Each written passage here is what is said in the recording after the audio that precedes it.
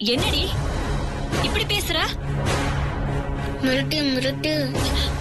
இதோ பாருங்க, அப்படிதான் நான் பேசுவேன். நீங்க மட்டும் இல்ல, உங்க தாத்தாவே வந்தாலும் சரி, எல்லாத்தையும் நான் எதிர்த்து பேசுவேன்.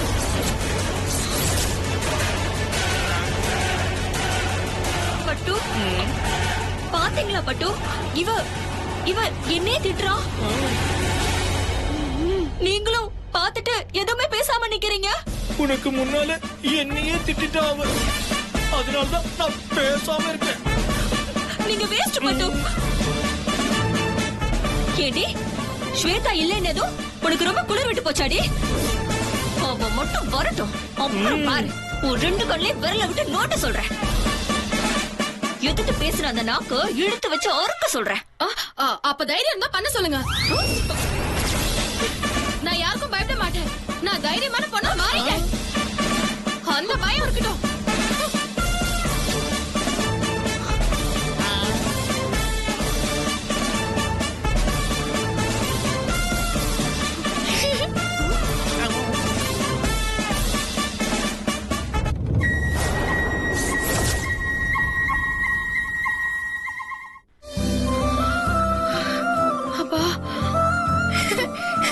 சூப்பர் சித்தி, நீ இப்படி பேசுவான்னு நான் கொஞ்சம் கூட எதிர்பார்க்கவே இல்ல. நீ பேசின பேச்சுல அவங்க எல்லாரும் பயந்து நடுங்கிட்டாங்க. நீ வேணா பாரு, அவங்க 2 பேரும் பயந்து வீட்டை விட்டே ஓட போறாங்க. ஐயோ ருத்ரா, என்னால முடியலடி. கொஞ்சம் நெஞ்ச தொட்டு பாரு. என்ன சித்தி இது? உன் ஹார்ட் துடிக்கிறத பார்த்தா குதிச்சு வெளியில வாய் வழியா வந்துரும் போல இருக்கே. ஆமா ருத்ரா, எனக்கு ரொம்ப பயமா இருக்கு. இனிமே என்னால இப்படி எல்லாம் நடிக்க முடியாதுப்பா. அம்மா முடியல.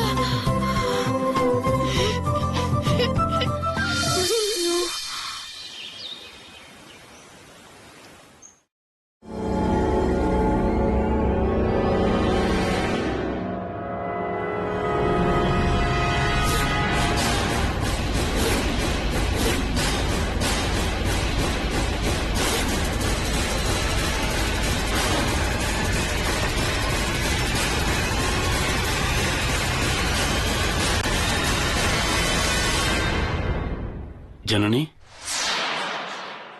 இப்போ பரவாயில்லையா? ஓகே. என்ன பண்றதுன்னே தெரியல. நம்ம வீட்டுக்கு நேரமே சரியில்லை. பிரச்சனை மேல பிரச்சனை வந்துகிட்டே இருக்கு. மனசு கொஞ்சம் நிம்மதி என்னன்னா பெருசா எதுவும் ஆக, ஏதோ சின்ன காயத்தோட போயிடுச்சு. நீ வேணா நிம்மதியா இருக்கலாம், நான் நிம்மதியா இல்ல. ஏன்னா அந்த சாண்டலியர் தானா விழல. என்ன உலக தானதான் விழுந்தது. அது பழைய கயிறு, கட்டி ரொம்ப நாள் ஆயிடுச்சுமா. இல்ல, அப்புறம் ஸ்வேதா தான் அந்த கயிறை கட் பண்ணி அதை விழ வச்சா. என்ன ஜனனி எடுத்து கௌதம் ஏதோ பேசிட்டு இருக்க? நான் ஒண்ணு வாய்க்கு வந்ததெல்லாம் பேசல, பார்த்த உண்மைதான் சொல்றேன். இங்க பாரு ஜனனி, தேவையில்லாத விஷயம் எல்லாம் பேசிட்டு இருக்காது. இப்போ எதுக்கு ஸ்வேதால இதுல கூத்து விடுற? ஸ்வேதா நமக்காக எவ்வளவு கஷ்டப்பட்டு இருக்கா தெரியுமா? அதுவும் நம்ம சொத்து கை கிடைக்கணும்ன்றதுக்காக அவ கல்யாணம் சீக்கிரம் நடக்கணும் என்னென்னவோ பண்றான். முதல்ல அதை புரிஞ்சுக்கோ. நீங்க என்ன சொல்ல வரீங்கன்னு ரொம்ப நல்லா புரிஞ்சுதான் பேசுறேன். இனிமே இதெல்லாம் சொல்லி சொல்லி ஏமாத்த நான் ஒண்ணும் குழந்தை கிடையாது. லைட் விழுந்தப்போ நான் கொஞ்சம் தள்ளிதான் இருந்தேன். ஆனா அண்ணனும் வெண்ணிலாவும் ருத்ராவும் தான் லைட்டுக்கு கீழே இருந்தாங்க. ஒருவேளை அண்ணனுக்கு மட்டும் ஏதாவது ஆயிருந்தா என்ன ஆகுறது? அதான் ஒண்ணும் ஆகல. இப்ப எதுக்கு நீ டென்ஷன் ஆகுற? என்ன இப்படி பேசுற? நீ பேசுறத பார்த்தா யாருக்கு என்ன ஆனாலும் பரவாயில்ல, நமக்கு சொத்து வந்தா போதுன்ற மாதிரி தானே இருக்கு. இதுக்கு நான் ஒன்னும் ஆள் இல்ல. அப்படிப்பட்ட சொத்தே எனக்கு வேண்டாம். ஆனா எங்களுக்கு வேணும். பாரு ஜனனி, ஸ்வேதா செஞ்சா அது இதுன்னு உளறத இதோட நிப்பாட்டிக்க. இல்ல நான் மனுஷனாவே இருக்க மாட்டேன். இப்ப மட்டும் எப்படி இருக்க? வேற மாதிரி தான் இருக்க.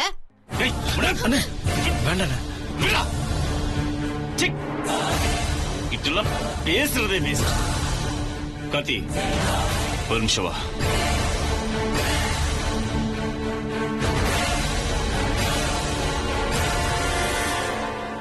அண்ணே, ஜனனி இன்னும் 2 நாள் இங்க இருக்கட்டும். என்னண்ணே இப்ப அவ கண்டிஷன் ஓகேவா தான் இருக்கு. அவ ஓகே தான், ஆனா அவ பேசுற விஷயம் ஓகே இல்லையே.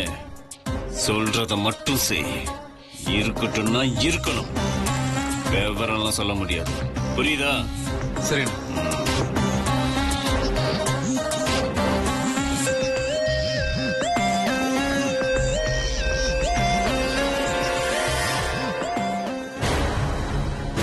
உன்னை தனியா கூட்டிட்டு போய் அண்ணன் என்ன சொல்லுச்சு? என்ன ஜனனி, ஏன் இவ்வளவு பிடிவாதமா இருக்க? என்ன நீயும் அந்த லிஸ்ட்ல சேர்ந்துட்டியா? இல்ல ஜனனி, அம்மா நம்ம கிட்ட பேசின விஷயத்த மறந்துட்டியா? அம்மாவுக்கு பண்ணி கொடுத்த சத்தியத்துக்காக தான் நான் யோசிக்கிறேன்.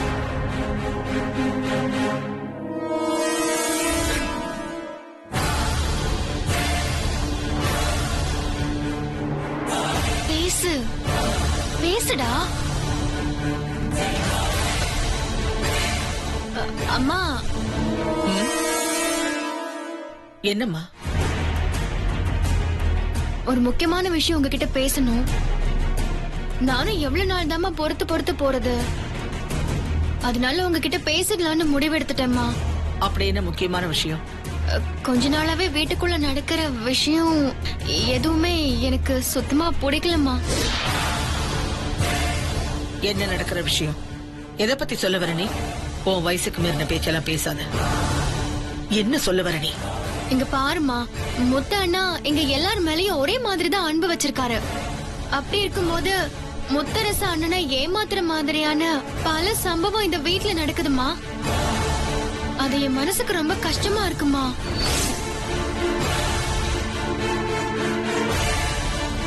என்ன இங்க முத்தரசனை ஏமாத்துற மாதிரி நடக்குது? முத்தரசனுக்கு கல்யாணம் நடந்து அதுக்கப்புறம் தான் சொத்தை பிரிக்க முடியும்னு உயில இருக்கு. அதுபடிதானே நாம எல்லாரும் ஆசைப்படுறோம். ஸ்வேதாவுக்கும் முத்தரசனுக்கும் நல்லபடியா கல்யாணம் நடக்கணும்னு நினைக்கிறோம். இதுல என்ன தப்பு இருக்கு? இல்லம்மா, அத சரியான வழியில அடைஞ்சா பரவாயில்ல. அதுக்காக ஸ்வேதா எடுக்கிற முயற்சிகளும் அதுல நீங்க பண்ற விஷயங்களும் என் மனசுக்கு எதுவும் சரியா படலம்மா. நான் இப்படி பேசுறதுக்கு என்ன மன்னிச்சிடுங்க. இத பாரு ஜனனி, முத்தரசனுக்கு மட்டும் வேற யாராவது ஒருத்தி மனைவியா வந்து சொத்து விடுதலை பத்திரத்துல கையெழுத்து போட மாட்டேன்னு சொல்லிட்டானா அப்புறம் தெரியும் என்ன செய்தின்னு. அப்புறம் நாம மொத்த பேரும் நடுத்தருவில் நிக்க வேண்டிதான். அப்படி ஒரு சூழ்நிலை உருவாகணும்னு நீ நினைக்கிறியா? அப்படி ஒரு சூழ்நிலை வரக்கூடாதுன்னு தான் நான் இவ்வளவு கஷ்டப்பட்டு இருக்கேன். ஏன் வயித்துல பிறந்த பிள்ளைங்க நீங்க 4 பேரும் நல்லா இருக்கணும்னு நான் நினைக்கிறது தப்பா? உங்க அப்பாதான் இப்படி ஒரு உயில் விஷயத்தையே சொல்லாம ஏமாத்தி நம்மள இப்படி சிக்க வச்சுட்டு போயிட்டாரு. அந்த மனுஷனாலதான் இத்தனை பிரச்சனையும். இதையெல்லாம் சரி பண்றதுக்கு தான் நான் படாத பாடுபட்டு இருக்கேன். ஆனா நீ என்னடான்னா கொஞ்சம் கூட அதை பத்தி புரிஞ்சுக்காம என்னை எதிர்த்து பேசிட்டு இருக்க. சில விஷயங்க எல்லாத்தையுமே சரியா பண்ண முடியாது ஜனனி. ஒரு சில விஷயங்கள் முன்ன பின்ன இருக்கத்தான் செய்யும். அதையெல்லாம் கண்டுக்காம போறதை விட்டுட்டு இப்படி அதிக பிரசங்கத்தரமா பேசுற வேலையில என்கிட்ட வச்சுக்காத, புரியுதா? கார்த்தி, நீயாவது இவளுக்கு சொல்லக்கூடாதா? அவ கூட சேர்ந்து நீயும் ஜால்ரா போடுறியா? இல்லம்மா, நான் சொன்னேன், ஆனா இவதான் புரிஞ்சுக்க மாட்டேங்கிறா. நமக்காக தான் அம்மா எல்லாம் பண்றாங்கன்னு எவ்வளவு சொல்லி பார்த்தேன். ஆனா என் பேச்ச கேட்காம கிளம்பி வந்துட்டா. நான் என்னமா பண்றது? நான் பட்ட பாடு எல்லாத்தையும் மறந்துட்டு நீங்க நல்லா இருக்கணும்னு நினைச்சேன் பாரு. அது நான் பண்ண பெரிய தப்பு. என் பசங்க எல்லா சொத்தையும் அடைஞ்சு மிகப்பெரிய அளவுல வரணும், அவங்க எதிர்காலம் நல்லா இருக்கணும்னு நினைச்சேன் பாருங்க. அது 2வது தப்பு. அதே மாதிரி சொத்து வேற யார் கைக்கும் போயிடக்கூடாது. உங்க 4 பேருக்கும் சரிசமமா வந்து சேரணும். அதுக்கு நமக்கு சாதகமான ஒரு ஆள் உள்ள வந்தாதான் அது நடக்கும் அப்படின்னு நினைச்சு ஸ்வேதாவை முத்தரசனுக்கு கட்டி வைக்க நினைச்ச பாருங்க. இது எல்லாமே நான் பண்ண தப்பு. போதுமா? நான் இனிமே எதுவுமே உங்களுக்கு செய்ய தயாரா இல்ல. நான் பண்றது எல்லாமே தப்புதான். போதுமா? அப்படி இருக்கும்போது ஏன் இங்க நிக்கிறீங்க? போங்க, போய் முத்தரசன் கிட்ட எல்லாத்தையும் சொல்லுங்க. அம்மா தப்பு பண்றாங்க, ஸ்வேதா தப்பு பண்றா, வீட்டுல உள்ள எல்லாரும் மொத்தமா தப்பு பண்றாங்கன்னு அவன்கிட்ட போய் சொல்லுங்க. போங்க, போய் சொல்லுங்க, போங்க. மாமா கோவப்படாதீங்கம்மா. கோவப்படாம என்ன வேடிக்கை பார்த்துட்டு இருக்க சொல்றியா? இவ பண்றதெல்லாம் பாத்துக்கிட்டு எப்படி கோவப்படாம இருக்க முடியும்? இந்த நிமிஷம் நான் ஒன்னே ஒண்ணு சொல்லிக்கிறேன் ஜனனி, நல்லா கேட்டுக்க. உனக்கு நான் வேணுமா வேண்டாமா அத நீயே முடிவு பண்ணிக்கோ. அம்மா, என்னம்மா நீ? ஏமா இப்படி எல்லாம் பேசுற? உனக்கு உன் அம்மா வேணும்னா நான் சொல்றபடி சத்தியம் பண்ணு. இங்க நடக்கிற எந்த விஷயங்களும் முத்தரசனுக்கோ இல்ல வேற யாருக்கோ தெரியக்கூடாது. நமக்குள்ள நடக்கிற விஷயம் நமக்குள்ளதான் இருக்கும். ஒரு மிகப்பெரிய விஷயத்தை அடையணும்னா ராஜதந்திரமா சில விஷயங்களை பண்ணித்தான் ஆகணும். அதுல ஏதோ தப்பு சொல்ற யாரும் ஏன் கூட இருக்கக்கூடாது. என்னை எதிர்த்து பேசினது நீயா இருந்ததுனால உன்னை நான் மன்னிச்சிட்டேன். அதனால நான் உயிரோடு இருக்கணும்னா நீங்க 2 பேரும் எனக்கு சத்தியம் பண்ணணும். சத்தியம் பண்ணுங்க. பண்ணு.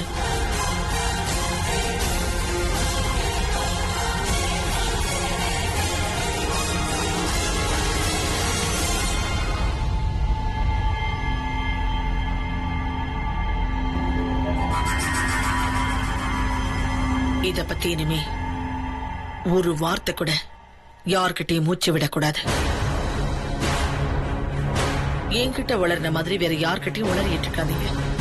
புரிஞ்சுதா? சரிம்மா.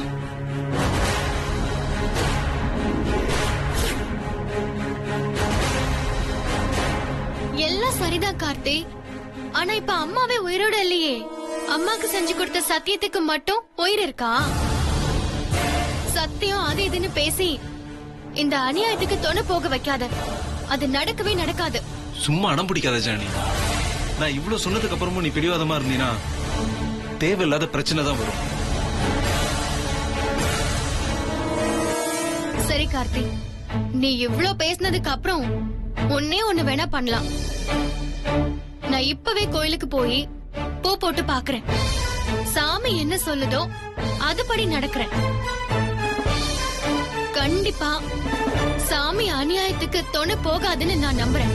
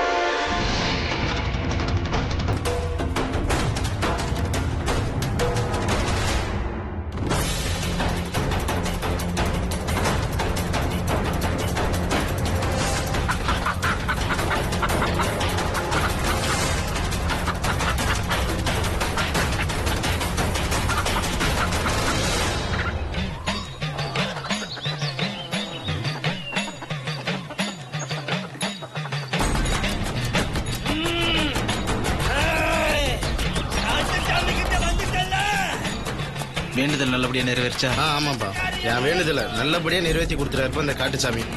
ரொம்ப சக்தி வாய்ந்த சாமியா இருக்காரு. நான் வேண்டது நல்லபடியா நிறைவேறின சந்தோஷத்துல நன்றி கடன் செலுத்துறதுக்காக வந்தேன். மருது, நாம நினைச்சது இதே மாதிரி நிறைவேறணும். அப்படி நிறைவேறிச்சுன்னா அதை விட மிகப்பெரிய சந்தோஷம் வேற எதுவுமே இல்லை. ஸ்வேதாவுக்கும் அதான் ரொம்ப சந்தோஷப்படும். வா வரம்பா. வாங்க. சொல்லுங்க. சாமியை பார்க்கணும். வாங்க பார்க்கலாம். கொடுங்க.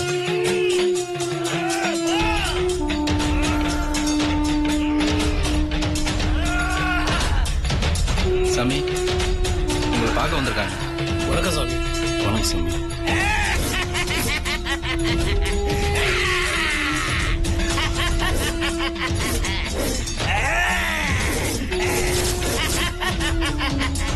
காட்டு சாமி என் மேல வந்திருக்கு. அருள்வாக்கு கூற வந்திருக்கு.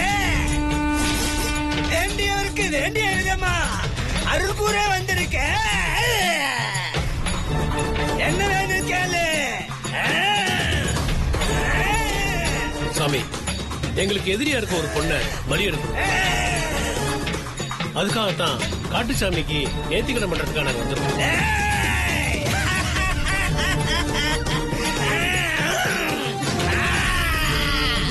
இப்ப நீ கொண்டு வந்திருக்க நேர்த்தி நேர்த்திக்கடன் நீ உழைச்சி சம்பாதிச்சதா இல்ல குறுக்கு வழியில சம்பாதிச்சதா? இல்ல சாமி, நாங்க உழைச்சி சம்பாதிச்ச காசுல தான் குறுக்கு வழியிலாம் வாங்கினது இல்ல. காட்டு சாமியை பொறுத்த வரைக்கும் குறுக்கு வேலைங்கிறது அறவே பிடிக்காது. தேர்தலில் மட்டுமே தெரிஞ்ச துடிப்பான நேர்த்தியான சாமி இது. அதனாலதான் மனசுல வேண்டினது வேண்டும் விதமா நடக்குது.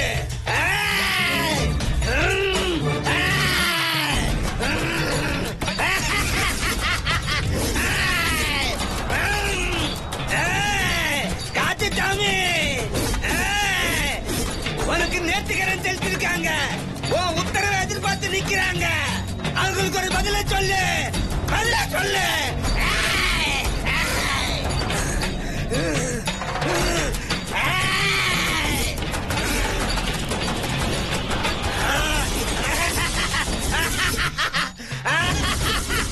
நீங்க இப்ப அழிச்சு நினைக்கல. அந்த பொண்ணோட ஆளுமை வீட்டை விட வெளியில அதிகமா இருக்கு. ஆளுமை இருக்கிற இடத்துல ஆபத்து நேரிடும் போது உதவிகளும் உடனடியா ஓடி வரும். அதனால நீங்க நினைச்ச காரியம் நிறைவேறணும்னா அதுக்கு தகுந்த இடம் உன் வீடு மட்டும்தான். வீட்டுக்குள்ள அவளுக்கு ஆளுமை குறைவு, உங்களுக்கு ஆளுமை அதிகம். அதனால நீங்க நினைச்சது நிறைவேறதுக்கு சரியான இடம் உன் வீடுதான்.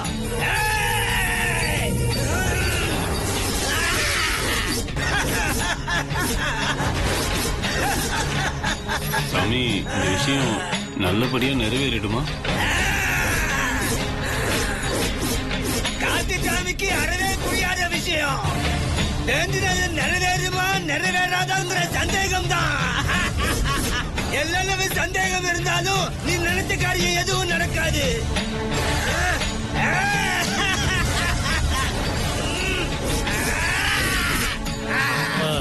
இல்ல சாமி, நாங்க நம்புற சாமி.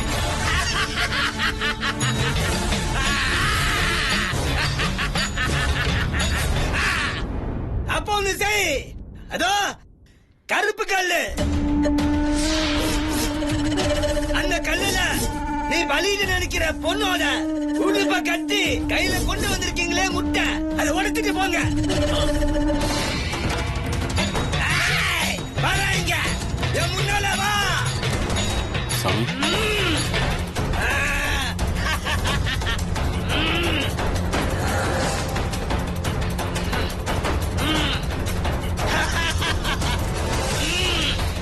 உடுப்ப கட்டி புட்டு முட்டைய உட.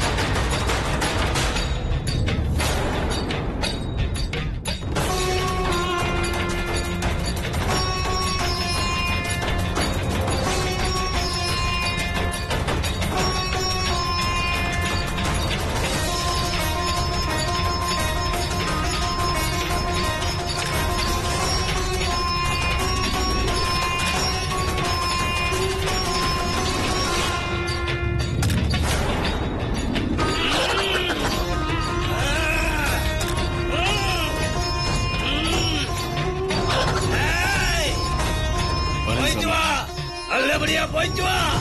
வரங்க சாமி. வரேங்க. வரங்க.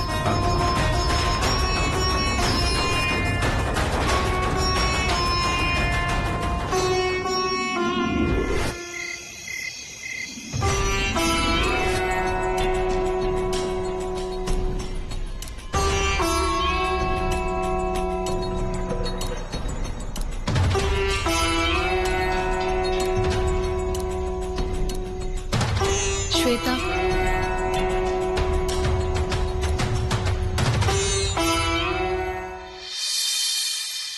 நான் இங்க இருக்கேன்னு யார் உங்களுக்கு சொன்னது? நீ எங்க போயிருக்கேன்னு கேட்டப்போ மருதுதான் இப்படி ஒரு விஷயத்த சொன்னாங்க. நீ ஒருவேளை கூட பசி தாங்க மாட்ட, அதான் மனசு கேட்கல. சாப்பிடாம கொள்ளாம என்ன பண்ணுவியோன்னு தான் உனக்கு சாப்பாடு கொண்டு வந்தோம். இப்போ சாப்பாடு முக்கியம். இந்த 3 நாள் பட்னி கிடக்கிறதால நான் ஒன்னும் செத்து போயிட மாட்டேன். அது எல்லாத்த விட முக்கியம் நான் நினைச்சது நடக்கிறது. நான் நினைச்சது சரியானபடி நடக்கணும்னா கோவில்ல ஓலைச்சுடியில சொன்ன மாதிரி அன்ன ஆகாரம் எதுவும் இல்லாம நான் இருக்கணும். அதுக்காக தான் நான் மன உறுதியோட இருக்கிறேன். எனக்கு தண்ணி கூட வேண்டாம். வெண்ணிலாவும் சித்ராவும் அழிஞ்சு போன செய்தி கிடைச்சதுன்னா என் வாழ்நாள் முழுக்க நான் நிம்மதியா இருப்பேன். அப்புறம் இந்த 3 நாள் சாப்பாடு சேர்த்து வச்சு ஸ்வீட்டு, கறி, மீன் வெளியில வேணுங்கிற அளவுக்கு சாப்பிட்டு கொண்டாட போறேன். ஸ்வேதா, சொன்னா கேட்கணும். நான் சொன்னா கேப்பீங்களா மாட்டீங்களா? சரி சரி, அப்போ நாங்க போறோம்.